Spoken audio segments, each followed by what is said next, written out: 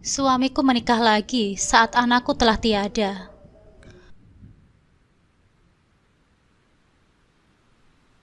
Assalamualaikum sahabat curhatku. Terima kasih sudah datang ke channelku ini. Untuk yang sudah subscribe, semoga rezekinya dilancarkan ya. Amin ya robbal alamin.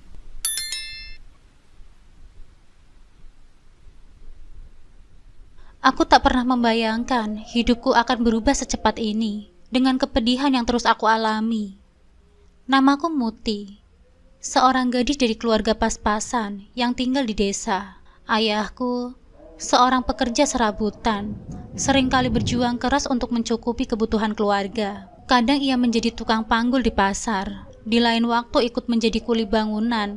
Apapun pekerjaan yang bisa menghasilkan uang, pasti akan dikerjakan oleh ayahku. Sementara ibuku menghabiskan sebagian besar waktunya di rumah, merawatku dan kedua adikku, Harun yang masih sekolah SMA dan Jihan yang masih berumur 5 tahun. Keluarga kami hidup dari hari ke hari dengan apa adanya, seringkali tanpa kepastian besok akan seperti apa. Di rumah kecil kami, kekhawatiran tentang uang selalu menjadi topik yang tidak pernah hilang dari meja makan.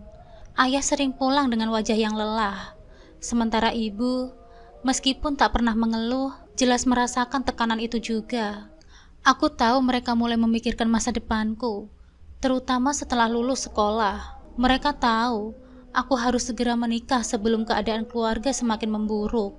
Karena mereka tahu, meskipun aku sekarang sudah bekerja di konter HP, namun gaji yang aku terima tidaklah seberapa. Sampai aku terkejut ketika sebuah perjodohan datang begitu tiba-tiba kepadaku, tanpa banyak pembicaraan atau persetujuan dariku. Pria yang dijodohkan untukku adalah Mas Puji, anak teman ayahku. Umurnya 30 tahun, 6 tahun lebih tua dariku.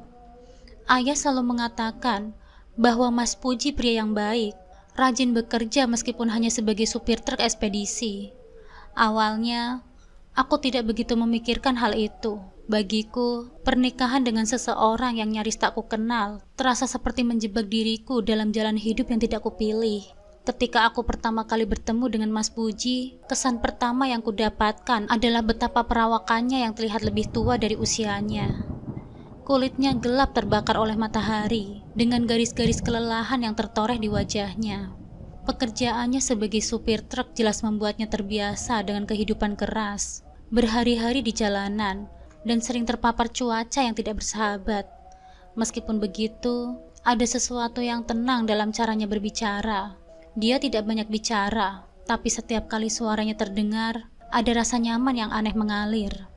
"Dek, aku tahu, perjodohan ini mungkin terasa berat buatmu," katanya suatu kali, ketika kami duduk berdua, mencoba memulai percakapan yang lebih dalam. Aku juga tidak ingin memaksa apapun, tapi aku akan berusaha menjadi suami yang baik nantinya. Kata-katanya membuatku terdiam. Di satu sisi, aku tidak yakin apakah aku siap menjalani hidup dengan seseorang yang tidak benar-benar kucintai. Tapi di sisi lain, ada kebaikan di dalam dirinya yang pelan-pelan mulai kurasakan. Setidaknya dia bukan orang yang kasar atau egois. Setiap kali aku mencoba membuka diri lebih banyak, Mas Puji selalu sabar mendengarkan. Meski dia sendiri jarang berbagi tentang dirinya, aku mulai nyaman dengannya. Dan saat orang tua kami membicarakan kapan pernikahan akan digelar, aku hanya mengangguk setuju setiap keputusan mereka. Mas Puji saat itu berkata kepadaku bahwa nantinya pernikahan yang akan kami gelar dibuat sederhana saja. Aku yang sudah hidup sederhana, bahkan kekurangan sejak kecil, tak punya banyak alasan untuk menolak. "Iya mas, ijab kabul saja nggak apa-apa kok. Dan mungkin sedikit pesta kecil di rumah," kataku. Ketika hari pernikahan itu tiba, perasaanku campur aduk antara rasa takut akan masa depan yang tak pasti dan sedikit lega karena orang tuaku nampaknya puas dengan keputusan ini. Acara pernikahan kami berjalan dengan sederhana, seperti yang telah direncanakan. Ijab kabul berlangsung di rumahku, hanya dihadiri oleh keluarga dekat dan beberapa teman. Ada pesta kecil setelahnya, cukup dengan nasi tumpeng dan makanan sederhana lainnya. Namun meskipun segalanya berjalan lancar, Hatiku tetap merasa kosong. Bagaimana kehidupanku ke depan nantinya? Tak lama setelah menikah, aku mulai menyesuaikan diri dengan kehidupan baruku sebagai istri seorang supir truk. Kami terpaksa menyewa kontrakan kecil karena keadaan ekonomi kami yang belum stabil. Ditambah lagi, Mas Puji melarangku untuk bekerja, dan aku disuruh fokus menjadi ibu rumah tangga saja. Karena tuntutan pekerjaan, Mas Puji sering pergi berhari-hari, kadang sampai seminggu penuh. Namun dia selalu berusaha menghubungiku setiap kali dia ada kesempatan, menanyakan kabarku, meski obrolan kami seringkali singkat. Meskipun aku sering ditinggal sendirian di rumah, perlahan-lahan aku mulai merasa nyaman dengan kehidupan ini. Mas Puji memang bukan suami yang romantis atau penuh kejutan, tapi dia selalu memastikan bahwa aku tidak kekurangan. Dia memberikan perhatian dalam bentuk yang sederhana, seperti membawakan oleh-oleh dari perjalanan jauh, atau memastikan bahwa ada cukup uang di rumah untuk kebutuhan sehari-hari.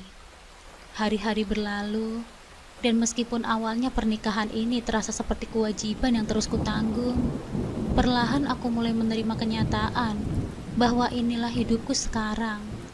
Aku mungkin tidak pernah memilih Mas Puji, tetapi sepertinya takdir telah memilih kami untuk saling melengkapi. Dan meskipun rasa cinta itu belum tumbuh sepenuhnya, setidaknya aku merasa nyaman dan dihargai. Itu cukup untuk sekarang. 6 bulan setelah pernikahan kami, aku mulai merasa ada yang berbeda dalam tubuhku. Pagi-pagi aku sering merasa mual, dan tubuhku terasa lebih lemas dari biasanya. Awalnya, aku mengira itu hanya karena kelelahan biasa. Namun ketika perasaan mual itu tak kunjung hilang, aku mulai curiga. Dengan jantungku yang terus berdebar, aku memutuskan untuk membeli test pack. Di kamar mandi kecil rumah kami, aku menunggu dengan cemas hasil dari alat sederhana itu. 2 garis merah muncul. Aku hamil. Rasanya seperti mimpi. Aku yang tadinya merasa hidup ini terlalu sederhana dan monoton, kini disambut oleh kabar yang akan mengubah segalanya. Dengan tangan bergetar, aku segera menelpon Mas Puji, yang saat itu sedang dalam perjalanan keluar kota. Saat mendengar suaraku yang bergetar, ia langsung bertanya, "Ada apa, Dek? Kamu baik-baik saja kan?" Aku hamil, Mas," jawabku dengan suara pelan, berusaha menahan air mataku. Di ujung telepon, terdengar jeda yang lama sebelum akhirnya dia berbicara. "Benarkah itu, Dek?" "Alhamdulillah." Suara Mas Puji terdengar bergetar, seperti menahan luapan emosinya. Malam itu, meski kami berjauhan, rasanya kehadiran Mas Puji terasa sangat dekat. Kami berbicara panjang lebar tentang masa depan, tentang bagaimana kami akan menyambut anak pertama kami. Dia berjanji untuk selalu ada di sisiku, meski pekerjaannya sering membuatnya harus pergi jauh. Setiap kali kami berbincang melalui telepon, Mas Puji tidak pernah lupa menanyakan kabarku dan perkembangan kehamilanku. Hari-hari kehamilanku berjalan dengan campuran perasaan bahagia dan cemas. Tubuhku mulai berubah, dan dengan setiap gerakan kecil di dalam perutku, aku merasa semakin terhubung dengan bayi yang sedang tumbuh. Setiap pagi, aku merasakan mual yang cukup berat, tetapi setiap kali mengingat bahwa ada kehidupan kecil yang sedang berkembang di dalam diriku, rasa tidak nyaman itu seolah menjadi kebahagiaan tersendiri. Mas Puji sering menelpon di malam hari. Dia selalu bertanya, "Bagaimana perasaanmu hari ini, Dek? Apa bayi kita baik-baik saja?" Meskipun aku sering merasa lelah, mendengar suaranya memberikan ketenangan tersendiri. Kami berbicara tentang masa depan bayi kami, tentang harapan kami untuknya, dan bagaimana kami akan menjadi orang tua yang baik. Mas Puji selalu berjanji akan pulang segera setelah pekerjaannya selesai, meskipun kadang perjalanannya mengharuskannya tetap di luar kota lebih lama. Pada bulan ke-6 kehamilanku, Mas Puji mengirimkan sebuah pesan yang membuatku tersenyum lebar. "Dek, minggu depan aku akan pulang lebih lama dari biasanya. Aku ingin ada di sana saat kamu mempersiapkan semuanya untuk kelahiran bayi kita. Aku sangat menantikan kepulangannya. Kami berencana untuk mempersiapkan kamar kecil untuk bayi, lengkap dengan tempat tidur dan baju-baju mungil yang sudah kubeli perlahan-lahan. Saat Mas Puji akhirnya tiba, rumah kecil kami terasa lebih hangat. Meskipun lelah dari perjalanan panjangnya, dia tetap tersenyum dan langsung membantuku mempersiapkan segala keperluan untuk menyambut bayi kami. Ia bahkan yang mencuci pakaian kotorku, karena tak mau aku kecapean. Hari-hari menjelang kelahiran terasa panjang, penuh dengan kegelisahan namun juga kebahagiaan. Bayi di dalam kandunganku semakin aktif di dalam perut, dan setiap gerakannya seolah mengingatkan bahwa sebentar lagi aku akan menjadi seorang ibu. Mas Puji pun semakin sering di rumah, seakan dia ingin memastikan bahwa semua sudah siap saat momen besar itu tiba. Kemudian di suatu malam yang sunyi, aku merasakan sakit yang berbeda. Mulanya seperti rasa kram ringan, tetapi semakin lama, sakit itu semakin kuat. Aku panik, karena Mas Puji saat itu sedang dalam perjalanan kembali keluar kota. Dengan tangan gemetaran, aku menelponnya. "Mas, sepertinya waktunya sudah tiba, Mas." Suaraku bergetar. "Apa, Dek? Tahan ya sebentar. Mas akan pulang sekarang juga. Kamu jangan khawatir, Mas akan segera tiba di sana," jawabnya dengan nada panik. Ibu dan ayah segera membawaku ke bidan terdekat. Rasa sakit semakin kuat, tapi dalam hatiku, aku terus berdoa agar Mas Puji bisa tiba tepat waktu. Setiap detik terasa seperti semalaman. Wajah ibuku terlihat cemas, namun dia terus mencoba menenangkanku. Mengusap-ngusap punggungku sembari berkata, "Sabar ya nak, semua akan baik-baik saja." Setelah beberapa jam yang terasa seperti seumur hidup, akhirnya bayi kami lahir. Teriakan kecilnya memenuhi ruangan dan air mata mengalir di pipiku. Meskipun Mas Puji belum tiba, aku merasa lega bahwa anak kami lahir dengan selamat. Tak lama setelah itu, pintu kamar terbuka dan Mas Puji berlari masuk dengan wajah yang dipenuhi kelelahan namun juga kebahagiaan. "Maaf, aku terlambat," katanya sambil mendekat ke tempat tidurku. Melihat bayi kecil yang kini ada di pelukanku, matanya berkaca-kaca. Orang tuaku meminta Mas Puji untuk mengumandangkan azan dan iqomah di telinga bayi kami. Setelah kepanikan mulai reda, kami memutuskan untuk menamai anak kami Raffi.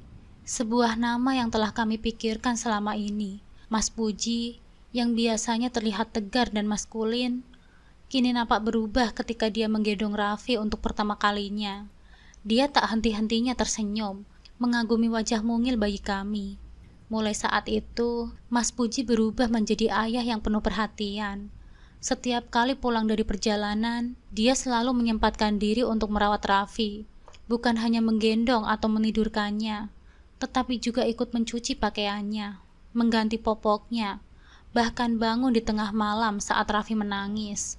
Meskipun pekerjaannya sebagai supir truk membawanya jauh dari rumah, Mas Puji selalu memastikan bahwa aku tidak merasa sendirian dalam merawat anak kami. Di hari-hari itu, aku merasa sangat beruntung. Meskipun pernikahan kami dimulai tanpa cinta yang besar, perlahan-lahan aku mulai merasakan kebahagiaan yang sederhana. Raffi menjadi penghubung kebahagiaan di antara kami. Raffi tumbuh dengan sehat dan penuh tawa, menjadi sumber kebahagiaan dalam hidupku. Setiap hari melihat wajah kecilnya yang ceria, membuatku merasa beruntung menikah dengan Mas Puji. Meskipun pernikahan kami awalnya berjalan tanpa cinta yang besar. Namun seiring berjalannya waktu, sesuatu mulai berubah. Saat Raffi menginjak usia 6 bulan, ada jarak yang mulai terasa di antara aku dan Mas Puji. Awalnya aku menganggap perubahan itu hanyalah dampak dari kesibukan kerja Mas Puji. Pekerjaannya sebagai supir ekspedisi memang mengharuskan dia sering bepergian jauh. Namun biasanya dia selalu menyempatkan diri untuk menelpon setiap hari, bertanya kabar Raffi dan memastikan kami baik-baik saja di rumah. Kini panggilan telepon yang biasanya hangat dan penuh perhatian itu menjadi semakin jarang. 1 hari, 2 hari, hingga seminggu berlalu tanpa satupun panggilan darinya. Meskipun aku mulai merasa khawatir, aku mencoba menenangkan diriku. Mungkin dia terlalu sibuk, gumamku pada diriku sendiri.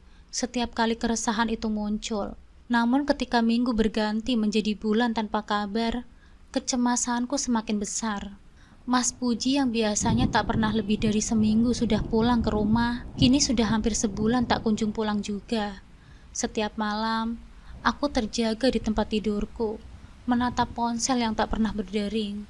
Pada awalnya, aku tak ingin memperbesar kekhawatiran ini. Dia pasti sedang sangat sibuk, aku harus meyakinkan diriku.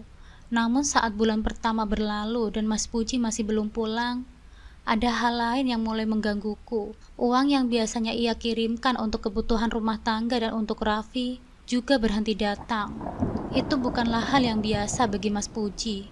Meskipun jarang di rumah, dia selalu memastikan bahwa kebutuhan keluarganya terpenuhi. Kini tanpa uang kiriman, aku terpaksa menggunakan uang simpanan kami yang sedikit demi sedikit mulai menipis. Sebenarnya, aku bisa saja meminta bantuan ayah, tetapi aku tidak ingin menambah beban mereka. Mereka sudah cukup repot dengan kehidupan mereka sendiri, dan aku merasa ini adalah tanggung jawabku sebagai seorang istri. Aku ingin percaya bahwa ini hanyalah fase sementara, bahwa Mas Puji akan kembali seperti biasa. Namun perasaan cemas yang terus menghantui tak bisa kuhindarkan. Setiap kali Raffi menangis di tengah malam, aku duduk terjaga, memeluknya dengan erat dan merasakan ketidakpastian yang semakin menggerogoti hatiku.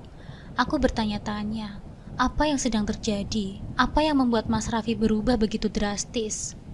Bulan kedua berlalu dengan penuh kekhawatiran.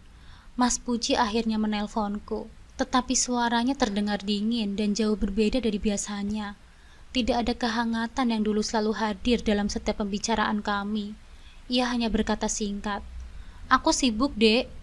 Ada banyak pekerjaan yang harus aku selesaikan, jadi aku belum bisa pulang." Tak ada kata-kata rindu, tak ada pertanyaan tentang Raffi. Percakapan itu singkat, hampir tak bermakna. Aku mencoba menahan diriku untuk tidak menangis di telepon. "Mas, kapan kamu akan pulang? Raffi sudah tumbuh besar, dia sudah mulai bisa tengkurap sekarang. Aku ingin kamu melihatnya, Mas." Namun jawaban Mas Puji membuat hatiku terasa dingin. "Aku belum tahu, Dek. Mungkin masih lama. Jangan terlalu berharap menungguku pulang. Aku benar-benar sibuk."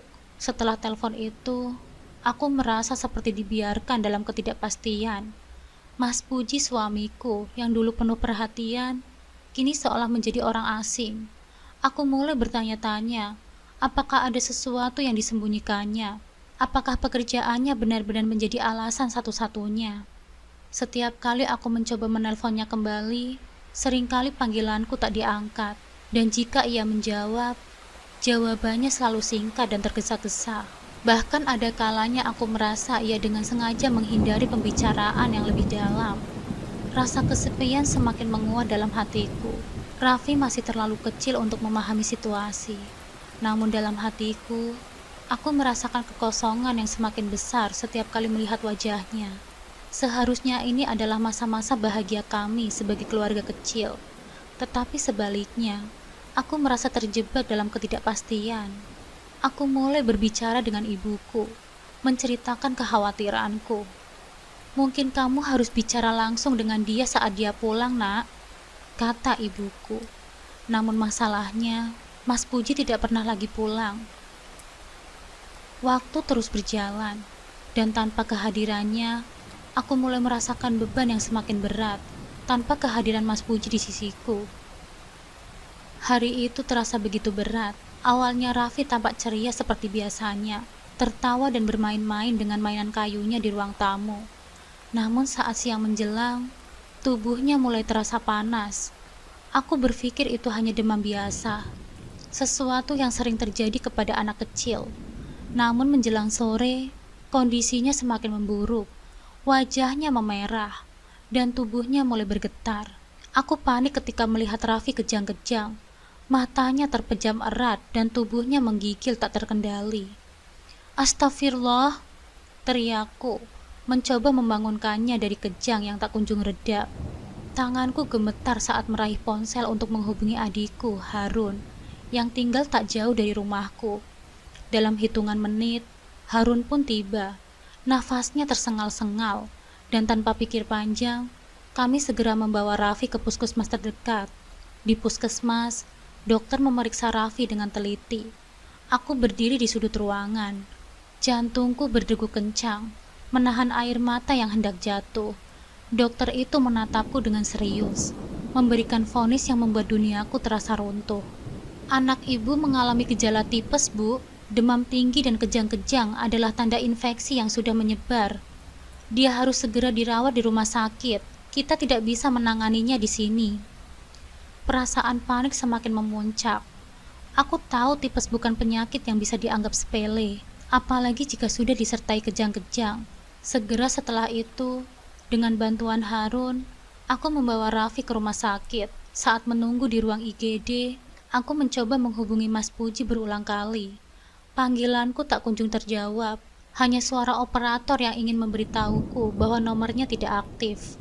Setiap kali nada panggil itu berakhir tanpa jawaban, aku merasa semakin putus asa.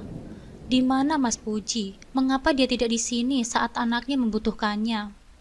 Dengan perasaan kalut, aku mulai mencari nomor-nomor temannya, berharap ada seseorang yang tahu di mana Mas Puji berada. Aku bahkan menghubungi teman-teman lamanya di tempat kerjanya. Namun tak ada satupun dari mereka yang memiliki informasi tentang keberadaannya. Beberapa dari mereka bahkan terdengar bingung ketika kutanya, "Bukannya Puji lagi di rumah ya? Dia kan libur minggu ini." Jawaban itu membuat hatiku semakin tak tenang. Mas Puji seharusnya ada di rumah, tapi kenyataannya dia sudah berbulan-bulan tak pernah pulang. Sekarang ketika anak kami membutuhkan dukungan ayahnya, dia entah berada di mana. Tak lama setelah Raffi masuk ruang rawat, orang tuaku tiba di rumah sakit. Mereka datang dengan wajah cemas, membawa makanan dan selimut untuk kami. Ibuku menenangkanku. "Tenang Muti, Raffi pasti sembuh. Allah akan menolongnya." Meski kata-kata ibuku seharusnya membuatku merasa lebih baik, hatiku tetap terasa hampa. Di dalam benakku, hanya ada satu pertanyaan besar. Di mana suamiku? Malam itu, aku duduk di samping ranjang Raffi, memegangi tangannya yang kecil dan lemah. Peralatan medis terpasang di tubuh mungilnya. Infus menetes perlahan ke dalam nadinya. Aku berusaha tetap tegar, meski dalam hatiku, aku terus menangis. Air mataku tak bisa kubendung lagi saat aku mengingat momen-momen bahagia ketika Mas Puji masih sering pulang. Saat dia memeluk Raffi dengan lembut dan mencium dahinya. Namun semua ini terasa seperti mimpi yang jauh. Orang tua Mas Puji tiba di rumah sakit keesokan harinya. Mereka datang dengan membawa buah tangan dan doa, berusaha memberikan dukungan moral padaku.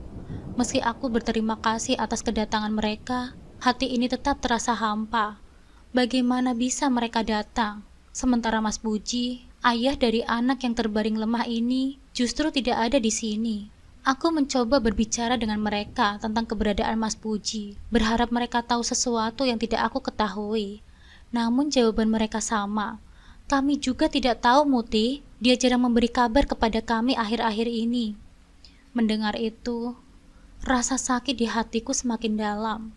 Aku tahu bahwa hubungan Mas Puji dengan keluarganya tak pernah benar-benar dekat. Tapi kali ini, situasinya berbeda. Ini bukan hanya soal ketidakhadiran yang biasa. Ini adalah soal kehidupan dan kematian anak kami. Hari-hari di rumah sakit berlalu dengan lambat dan penuh kecemasan. Raffi masih terbaring dengan lemah. Meski demamnya perlahan mulai turun, para dokter mengatakan bahwa dia harus menjalani perawatan intensif setidaknya selama beberapa hari lagi untuk memastikan kondisi kesehatannya stabil. Aku bersyukur karena Raffi menunjukkan tanda-tanda membaik, tapi kekhawatiranku tentang Mas Puji tidak pernah surut. Pada malam ketiga di rumah sakit, aku mencoba menghubungi Mas Puji sekali lagi. Untuk pertama kalinya, ponselnya tidak lagi mati, tetapi yang menjawab bukanlah suara suamiku. Itu suara wanita. Hatiku bergetar. Tenggorokanku terasa kering saat mendengar suaranya yang terdengar jelas di ujung telepon. "Halo?" tanyanya. Aku terdiam, tak tahu harus berkata apa. Lalu sebelum aku sempat berkata apapun, wanita itu melanjutkan, "Oh, maaf, ini siapa ya?" Puji sedang tidur? Pikiranku seketika kacau balau. Tidur? Pikirku dalam hatiku. Mas Puji sedang tidur di rumah ini, dengan wanita ini. Aku menutup telepon dengan tangan gemetar. Jantungku berdegup kencang.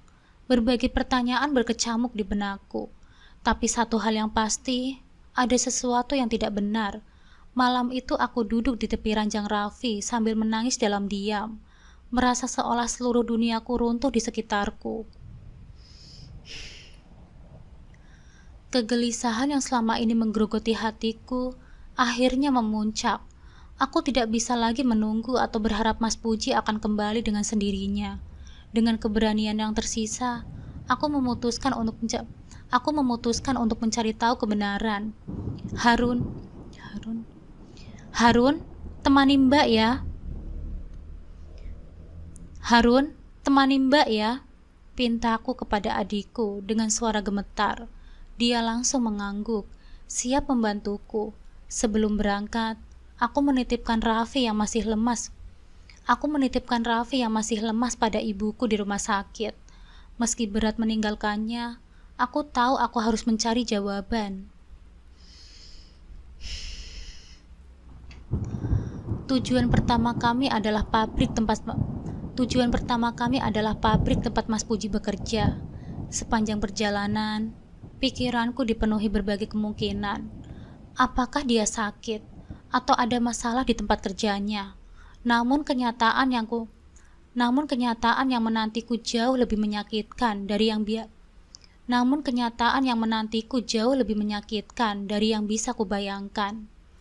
Ketika aku sampai di pabrik, aku langsung memenuhi salah satu rekan kerja Mas Puji.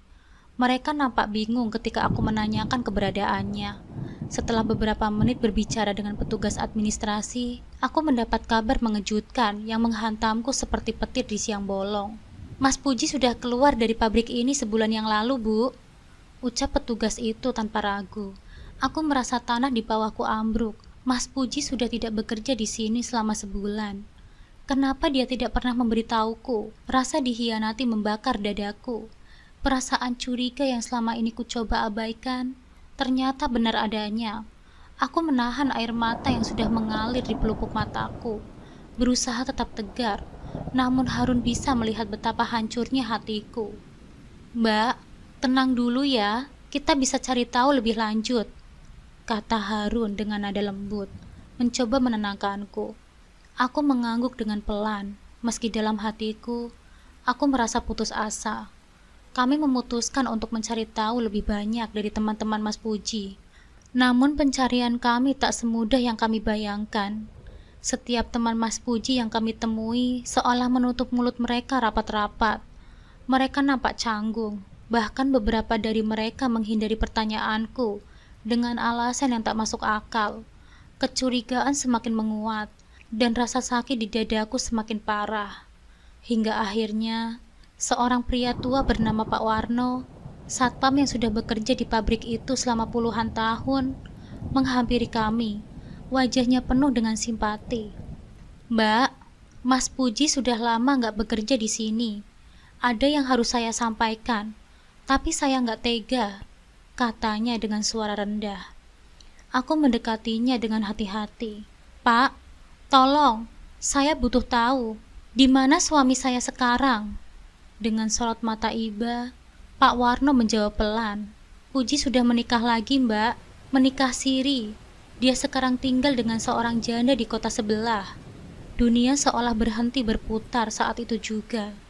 Kata-kata Pak Warno terus terngiang-ngiang di kepalaku, membuatku ingin muntah. Mas Puji menikah lagi. Nikah siri dengan seorang janda. Tubuhku terasa lemas. Dan jika bukan karena Harun yang sigap menopangku, mungkin aku sudah jatuh terduduk di sana. Tanpa pikir panjang, aku memutuskan untuk menemui wanita yang telah merebut suamiku. Dengan hati yang hancur, aku dan Harun segera bergegas menuju kota sebelah, tempat wanita itu tinggal. Sepanjang perjalanan, pikiranku penuh dengan amarah, kesedihan, dan pengkhianatan. Bagaimana mungkin Mas Puji, suami yang dulu begitu perhatian, tega melakukan ini semua? Saat tiba di rumah yang ditunjukkan oleh Pak Warno, aku melihat pemandangan yang membuat darahku mendidih. Mas Puji sedang duduk santai di teras, berbincang dengan seorang wanita yang nampak jauh lebih tua dariku. Mereka terlihat nyaman, seolah-olah tidak ada beban sama sekali. Aku mendekat dengan langkah yang berat, dan tanpa sepatah kata pun, aku menampar wajah Mas Puji dengan sekuat tenagaku. Seolah tamparan itu menggema di udara, seolah mencerminkan semua perasaanku yang terluka. Wanita itu tampak terkejut, tetapi tidak bisa berkata apa-apa. Sementara Mas Puji hanya menatapku, tidak berusaha membela diri atau menjelaskan apapun. "Kamu pikir kamu ini siapa, Puji?" Suaraku bergetar, penuh kemarahan yang selama ini terpendam. "Aku istrimu. Anak kita sedang sakit di rumah sakit, dan kamu di sini dengan wanita ini." Mas Puji tidak bisa menjawab. Dia hanya terdiam, menunduk, seolah tidak memiliki keberanian untuk menatap mataku. Amarahku semakin memuncak. Dengan suara tegas dan dingin, aku melanjutkan. "Aku mau kita cerai. Aku tidak butuh kamu lagi dalam hidupku." Sebelum pergi, aku menegaskan lagi. "Raffi anakmu sedang sakit parah. Dia butuh kamu di sisinya. Tapi aku tahu, kamu sudah memilih jalanmu sendiri. Jangan pernah kembali lagi." Aku berbalik dan pergi dengan air mata yang mengalir deras. Hatiku hancur berkeping-keping. Tetapi aku tahu aku tidak bisa membiarkan diriku terpuruk lebih lama lagi. Ketika kami tiba di rumah sakit, aku bergegas menuju kamar Raffi. Namun saat aku membuka pintu, suasana yang kulihat membuat jantungku berhenti berdetak. Ibu dan mertuaku menangis terseduh-seduh di sudut ruangan. Tapi suasana ruangan itu begitu berat dan mencekam. Hatiku seketika jatuh ke dasar jurang. Tanpa harus bertanya, aku tahu apa yang telah terjadi. "Raffi," aku berlari menuju tempat tidur, mengguncang tubuh kecilnya yang kini tak lagi bergerak. Wajahnya yang dulu penuh dengan tawa, kini pucat tak bernyawa. Aku mencoba menahan tangisku, tetapi air mataku terus mengalir tanpa henti. Dunia seolah berhenti berputar. Aku jatuh berlutut di samping tempat tidurnya, memeluk tubuh Raffi yang dingin dan lemah. Mereka memberitahuku bahwa sepanjang perjalanan, mereka berkali-kali mencoba menghubungiku, tapi aku terlalu sibuk mengejar suamiku yang berkhianat. Waktu yang seharusnya kuhabiskan di samping anakku yang sekarat, aku habiskan untuk mencari seorang pria yang tidak lagi peduli padaku atau anakku. Penyesalan itu menghantamku seperti gelombang pasang yang tak pernah terhindarkan. Pemakaman Raffi adalah momen terberat dalam hidupku. Di bawah langit mendung, aku berdiri di samping pusaranya, merasakan sakit yang tak terlukiskan. Tangisan orang-orang di sekitarku hanyalah latar belakang, karena yang paling terasa adalah kehancuran hatiku. Semua kenangan tentang Raffi, tawa kecilnya, langkah-langkah pertamanya, seakan hilang ditelan kesedihan yang tak tertahankan. Beberapa hari setelah pemakaman, Mas Puji datang ke rumah orang tuaku. Dia membawa wajah penuh penyesalan, dengan mata yang nampak lelah dan kusut. "Dek, maafkan Mas," katanya dengan suara serak. "Mas sudah salah, Mas tahu itu. Tolong beri Mas kesempatan." Aku memandangnya dengan dingin. Luka yang dia buat terlalu dalam, dan kesakitan yang kurasakan sudah tak termaafkan. "Mas Puji," suaraku rendah namun tegas. "Raffi sudah pergi, Mas. Kamu memilih jalanmu sendiri, dan aku sudah memilih jalanku. Jangan pernah kembali lagi, Mas. Kembali saja ke janda yang kamu pilih." Tanpa menunggu jawabannya, aku berbalik dan menutup pintu. Untuk pertama kalinya dalam hidupku, aku merasa bahwa aku harus kuat, bukan hanya untuk diriku sendiri, tetapi juga untuk semua kenangan yang pernah kubangun bersama Raffi yang sudah tenang di surga.